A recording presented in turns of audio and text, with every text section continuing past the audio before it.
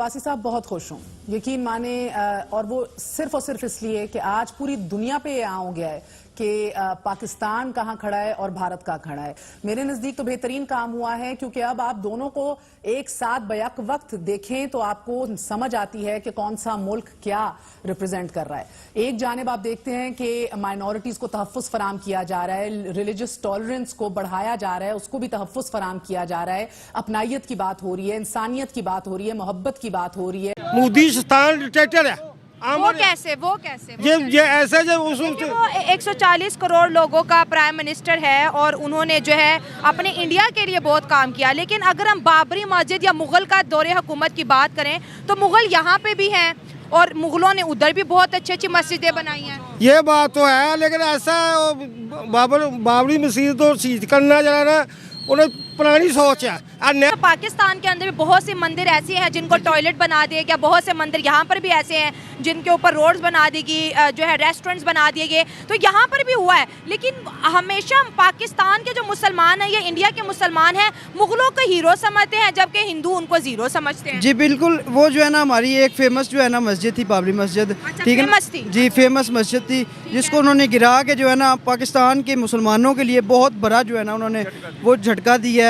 एक जो है ना झटका दिया है, झटका दिया है। ऐसे मंदिर गिराया भी नहीं है, उनका मंदिर नहीं गिराया। पाकिस्तान में जितने मंदिर भी गिरे हैं किसी जमाने मुगलों ने जो किए हैं वो मुगलों ने नहीं गिराया। मुगल तो बहुत अच्छे। अच्छा आप बताएं, आप मुगलों को हीरो समझते हैं? बिल्कुल, वो मुसलमानों के हीरो थे, मुगल हीरो हैं। बिल्कुल। और जो हिंदू हैं वो मुगलों को अपना दुश्मन समझते हैं, उनको जीरो समझते हैं। वो कह रहे हैं ये हीरो नहीं है, जीरो ये लुटेरे हैं, लूट मार करने आए थे हिंदुस्तान।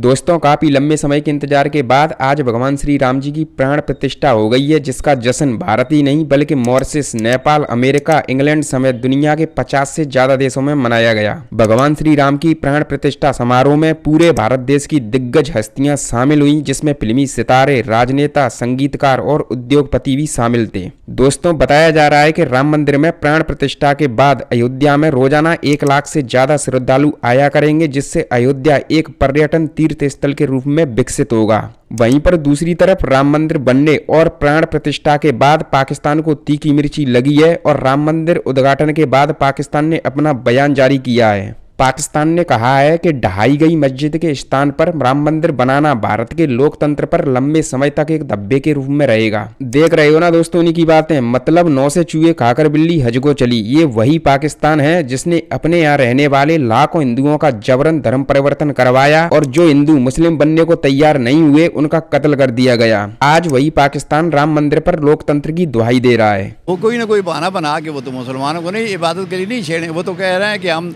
इनको बनाते हैं, हिंदू बनाएंगे इनको। उन्होंने बयान भी दिया है, मैंने अखबार में भी पढ़ा था। काफी मुसलमानों को हिंदू बनाएंगे? हाँ, हिंदू बनाएंगे, ये कहा। हाँ, यही जगह में चाहिए थी ना। निशा दिखाने के लिए कर रहे हैं ना कि हम जो है ना इनके ऊपर भारी पड़ रहे हैं। अच्छा जी, हम इनके ऊपर भारी पड़ रहे हैं, इनको निशा दिखाएंगे, ठीक है ना, और भी मस्जिदें गिराएंगे, मंदिर बनाएंगे। तो ये जो मंदिर, जब मस्जिद को शहीद किया जा रहा था तो जब मस्जिद की खुदाइयाँ करे थे तो नीचे से मूर्तियाँ निकल रही थी। वो कहते हैं ये देखे, ये तो सच का सच हो गया, झूठ का झूठ हो गया। मूर्तियाँ हो सकता है उन्होंने पहले ही खुद ही दबाई हो। इंडिया के अंदर एक रिलीजियस टूरिज्म जो है वो स्टार्ट होने वाली है। अब कहा जा रहा है कि ये बड़ी रकम इस्तेमाल हुई है, कोई $200 मिलियन से ज़्यादा राम मंदिर के ऊपर खर्चा हुआ है। और कहा जा रहा है कि 1 लाख विजिटर्स हर रोज़, 100,000 people will come there daily. ये ऑफिशियल एस्टिमेट्स बता रहे हैं वो। तो ये तो $multi-billion प्रोजेक्ट है। सो जिस तरह सऊदी अरब के अंदर अरबों डॉलर जो हैं वो सऊदीज़ कमा रहे थे, so India is going to get that attraction within all those places जहाँ पे हिंदू पॉपुलेशन ज़्यादा है। फॉर इंस्टेंस श्रीलंका है, मॉरिशस है, नेपाल है, जहाँ जहाँ पे ये है। सो प्राइम मिनिस्टर मोदी ने ये जो प्रोजेक्ट किया है, so it is going to give India religio political and financial hub बनाएगा इंडिया को।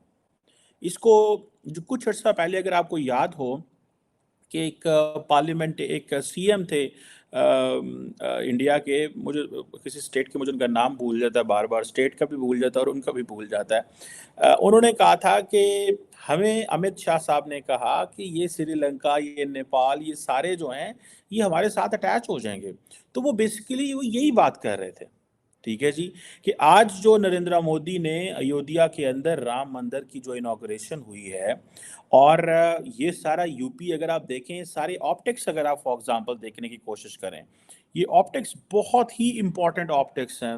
आज के दिन का ये बड़ा इवेंट जिसकी गूंज पूरी दुनिया में सुनाई दी, इसको लाइव टेलीकास्ट किया गया पूरी दुनिया के लिए, और उसमें हमने देखा कि राम मंदिर के इफ्तिताह के मौके पर भारत के वजीर आजम नरेंद्र मोदी साहब वहां पर रिचुअल्स अदा करते हुए नजर आए।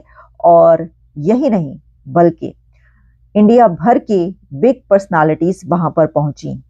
आप इस वक्त देख सकते हैं, हम आपको दिखा रहे हैं कि राम मंदिर की इस सेरेमनी में इंडिया की फिल्म इंडस्ट्री के सुपरस्टार्स भी वहां पर पहुंचे, और उनकी कवरेज इस तरीके से की गई कि जब वो अपने घर से निकले, फिर वो एयरपोर्ट पहुंचे और फिर एयरपोर्ट से वहां पे उतरे, उसके बाद वहां पे वो राम मंदिर के उस जगह पर पहुंचे। ये सब मुसलसल चलता रहा। ये एक बहुत बड़ी सेरेमनी थी, एक ऐसा इवेंट था जिसको तारीखी लम्हा कहा गया कि इंडिया को इस लम्हे का, इस मोमेंट का सिर्फ सालों से या डेकेड से इंतजार नहीं था, बल्कि इसका इंतजार वो सदियों से कर रहे थे। सेंचुरीज से इस लम्हे का इंतजार था, जो लम्हा अब आ गया। इससे ये भी पता चलता है, ये भी कहा जा रहा है कि भारत के वजीर आजम जो सोचते हैं वो कर दिखाते हैं। जो वो कहते हैं कि ये होगा, ये हो जाएगा, वो वजीर आजम उसको करके दिखाता है। और ये एक ऐसी चीज उन्होंने करके दिखाई जिससे ये कहा जा रहा है कि अब Ayodhya holy city of India एक ऐसे फोर्ट्रेस के तौर पर नजर आ रहा है कि जो जैसे दुनिया के बड़े कुछ ऐसे होली सिटीज होते हैं, जैसे कि वेटिकन कहा जाता है, तो कहा जा रहा है कि अब इंडिया का वेटिकन अयोध्या है। ये सब बातें जब हम आप तक पहुंचा रहे हैं, सभी इस पे बात करेंगे। लेकिन क्या आप जानते हैं कि राम मंदिर की कंस्ट्रक्शन में इसरो के साइंटिस्टों ने एक की रोल प्ले किया है। राम मंदिर की कंस्ट्रक्शन में आयरन और स्टील का इस्तेमाल नहीं किया गया, और सबसे बड़ी बात यह है कि राम मंदिर 1000 ईयर्स तक ऐसे ही कायम रहे, ऐसी कंस्ट्रक्शन की गई है। तो इसको सालों के लिए, डेकेड्स के लिए, बरसों के लिए नहीं बल्कि सदियों के लिए बनाया गया है।